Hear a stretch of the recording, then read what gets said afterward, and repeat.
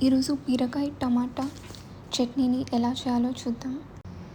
ముందుగా బీరకాయలని, టమాటాలని, పచ్చిమిరపకాయలని శుభ్రంగా కడుక్కోండి. వీడియోలో చూపిస్తున్న విధంగా ముక్కల్ని కట్ చేసుకోండి. ఇప్పుడు స్టవ్ వెలిగించి కళాయిలో ముక్కలు వేసి స్టవ్ మీద పెట్టండి. ఇప్పుడు ముక్కల్లోకి నూనెను వేసుకోండి. ఇప్పుడు కళాయి మీద మూత పెట్టుకోండి. స్టవ్ని మీడియం ఫ్లేమ్లో పెట్టుకొని ముక్కలు ఉడికే వరకు, నూనె బయటికి వచ్చే వరకు వేయించండి. ఇక స్టవ్ ఆఫ్ చేసుకొని దాంట్లో 1 స్పూన్ జీలకర్ర, 2 రబ్బలు చింతపండు, కరివేపాకు వేసుకోండి. ఇక ఒక 10 నిమిషాల పాటు పక్కన పెట్టుకోండి.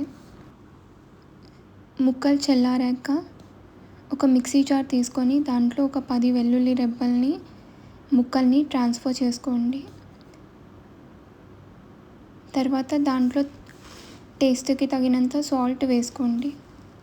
ఇప్పుడు ఈ మిక్సీ జార్ని 1 సెకండ్ పాటు 3 టైమ్స్ ఈ రకంగా టెక్స్చర్ వచ్చేలాగా తిప్పుకోవాలి. అంతే, ఇప్పుడు టేస్టీగా ఉండే బీరకాయ చట్నీ రెడీ అయింది. మీరు కూడా ట్రై చేసి టేస్ట్ ఎలా ఉందో కామెంట్ సెక్షన్లో తెలియజేయండి.